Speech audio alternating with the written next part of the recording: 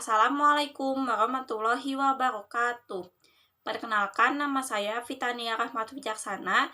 Saya dari kelas 12 HKL 2. Di video kali ini saya akan menjelaskan tentang materi AKPEM tentang akuntansi kewajiban, satuan kerja, dan desa. Kali ini saya akan menjelaskan tentang definisi kewajiban, klasifikasi kewajiban, pengakuan kewajiban, pengukuran kewajiban, dan pencatatan akuntansi kewajiban. Yang pertama ada definisi kewajiban. Dalam Peraturan Pemerintahan Nomor 71 Tahun 2010, Lampiran 1, PSAP Nomor 9 tentang kewajiban menjelaskan bahwa kewajiban adalah utang yang timbul dari peristiwa masa lalu yang penyelesaiannya mengakibatkan aliran keluar sumber daya ekonomi pemerintahan daerah. Kewajiban bersifat mengikat dan dapat dipaksakan secara hukum sebagai konsekuensi atas kontrak peraturan perundang-undangan. Kewajiban dapat muncul akibat melakukan pinjaman kepada pihak ketiga, perikatan dengan pegawai yang bekerja pada pemerintahan, kewajiban kepada masyarakat, atau alokasi pendapatan entitas lainnya. Sistem akuntansi kewajiban adalah suatu proses yang dimulai dari pembelian atau pengadaan barang atau jasa secara kredit yang dibuktikan dengan dokumen yang sah, sampai pada proses penyelesaian atau pembayaran utang yang bersangkutan. Yang kedua, ada klasifikasi kewajiban. Klasifikasi kewajiban ini dibagi menjadi dua, yaitu ada kewajiban jangka pendek dan kewajiban jangka panjang. Kewajiban jangka pendek merupakan kewajiban yang diharapkan dapat dibayar dalam waktu paling lama 12 bulan setelah tanggal pelaporan. Yang termasuk pada kewajiban jangka pendek yaitu ada utang pada pihak ketiga, utang PFK, utang bunga, bagian lancar utang jangka panjang, pendapatan diterima di muka, dan utang belanja. Utang pada pihak ketiga merupakan kewajiban pemerintah yang timbul dari kontrak pengadaan barang atau jasa atau adanya dana pada pihak ketiga yang belum dibayarkan sampai dengan tanggal pelaporan. Yang kedua, ada utang PFK. PFK itu merupakan singkatan dari perhitungan pihak ketiga. Menurut PSAP nomor 9 paragraf kelima adalah utang pemerintah kepada pihak lain yang disebabkan kedudukan suatu instansi pemerintah sebagai pemotong pajak atau pungutan lainnya, seperti potongan pajak-pajak pemerintah pusat, iuran taspen, Bapetarum, dan BPJS Kesehatan. Yang ketiga ada utang bunga. Utang ini timbul karena pemerintah memiliki jangka panjang seperti utang obligasi, utang jangka panjang perbankan, dan lain-lain. Yang keempat ada bagian lancar utang jangka panjang. Merupakan bagian utang jangka panjang baik pinjaman dari dalam negeri maupun luar negeri yang akan jatuh temponya dan diharapkan akan dibayar dalam waktu 12 bulan setelah tanggal neraca atau tanggal pelaporan. Yang kelima ada pendapatan diterima di muka. Adalah pendapatan yang belum menjadi hak pemerintah yang merupakan uang muka dari pihak ketiga yang dibayarkan untuk kegiatan tertentu. Yang terakhir ada utang belanja. Utang ini merupakan utang belanja persediaan atau aset tetap pemerintah yang belum dibayar pada saat dilakukan belanja. Biasanya pembayaran ini dilakukan pada saat SP2D diterbitkan. Kewajiban yang kedua ada kewajiban jangka panjang, merupakan kewajiban yang diharapkan akan dibayar dalam waktu 12 bulan atau 1 tahun setelah tanggal pelaporan. Kewajiban jangka panjang ini ada dua jenis, yaitu utang dalam negeri dan utang jangka panjang lainnya. Ciri-ciri dari kewajiban jangka panjang adalah jangka waktunya itu 1 periode atau 12 bulan. Yang kedua, entitas bermaksud untuk menandai kembali kewajiban tersebut atas dasar jangka panjang. Yang ketiga, disertai dengan perjanjian atau refinancing. Selanjutnya ada pengakuan kewajiban. Menurut PSAP nomor 1 Peraturan Perundang-undangan nomor 71 tahun 2010, kewajiban diakui jika besar kemungkinan bahwa pengeluaran sumber daya ekonomi akan dilakukan untuk menyelesaikan kewajiban yang ada sampai saat pelaporan, dan perubahan atas kewajiban tersebut mempunyai nilai penyelesaian yang dapat diukur dengan andal. Kewajiban diakui pada saat dana pinjaman diterima atau pada saat kewajiban timbul. Yang keempat, ada pengukuran kewajiban. Kewajiban ini dicatat sebesar nilai nominal, dan kewajiban ini dalam mata uang asing dijabarkan dan dinyatakan dalam mata uang rupiah. Penjabaran mata uang asing menggunakan kurs tengah bank sentral pada tanggal neraca. Pencatatan akuntansi. Akuntansi kewajiban di SKPD terdiri atas penerimaan utang, pembayaran utang khususnya utang jangka pendek. Pihak-pihak yang terkait, yang pertama ada PPTK.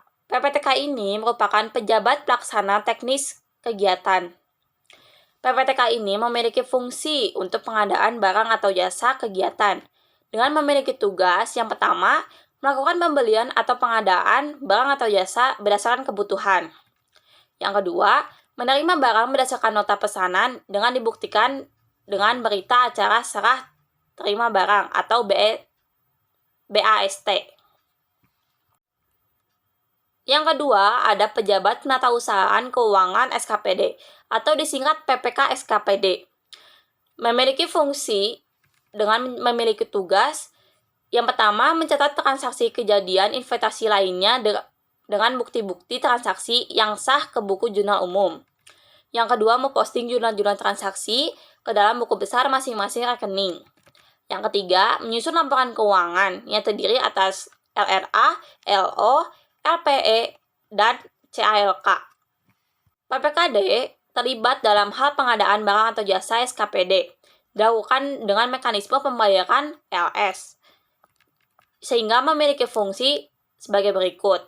Yang pertama, menyampaikan dokumen transaksi yang dilakukan dengan mekanisme LS kepada SKPD. Yang kedua, melakukan pengecekan terhadap transaksi konsolidasi antara PPKD dan SKPD untuk meyakinkan kebenaran pencatatan yang dilakukan oleh fungsi akuntansi SKPD. Penggunaan anggaran PA atau KPA. Menandatangani laporan keuangan yang telah disusun oleh fungsi akuntansi SKPD. Dokumen yang digunakan dalam sistem akuntansi kewajiban antara lain, yang pertama ada peraturan kepala daerah tentang kebijakan akuntansi pemerintah daerah. Yang kedua ada nota pesanan. Yang ketiga ada berita acara serah terima atau BAST. Yang keempat ada kwitansi. Yang kelima surat perjanjian kerja.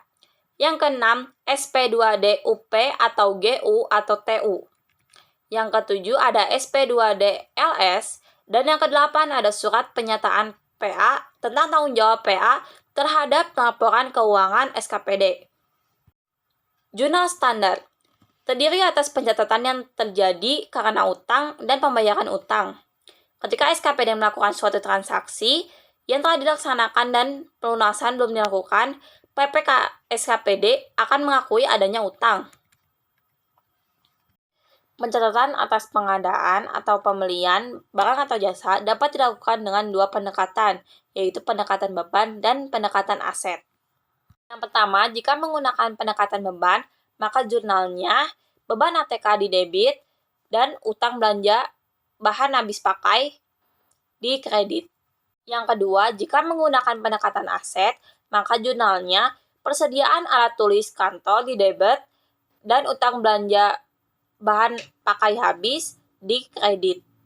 Yang kedua, transaksi pembayaran utang pada saat dilakukan pembayaran atau pelunasan dengan asumsi menggunakan mekanisme UP atau GU, maka jurnal yang dibuat adalah jika menggunakan pendekatan beban, maka jurnalnya adalah utang belanja bahan pakai habis di debit, kas di bendahara pengeluaran di kredit. Untuk jurnal LRA, persediaan alat tulis kantor di debit, utang belanja bahan pakai habis di kredit.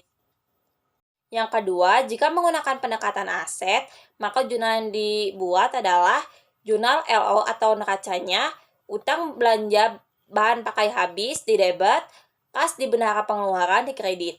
Untuk jurnal LRA, belanja ATK di debit, perubahan saldo di kredit.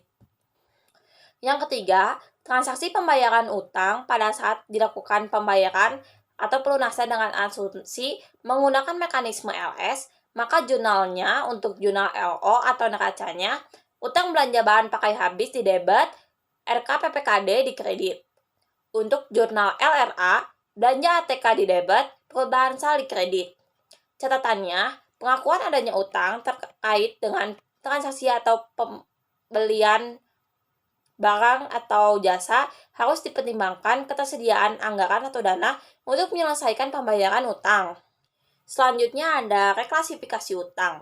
Berdasarkan dokumen penjanjian utang, fungsi akuntansi PPKD menyiapkan bukti memorial terkait pengakuan bagian utang jangka panjang yang harus dibayar tahun ini.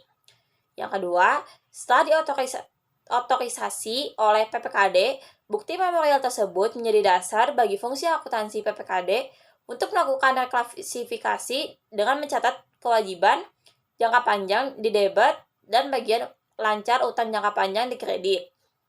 Pembayaran pokok utang, yaitu membayar saldo pokok utang tanpa disertai biaya lainnya, yaitu dengan mendebet utang dalam negeri sektor perbankan dan mengkredit kas di KASD untuk jurnal LO. Dengan mendebet pembayaran pokok pinjaman kepada bank dan mengkredit perubahan sal untuk jurnal LLA. Berikut adalah contoh penyajian utangnya.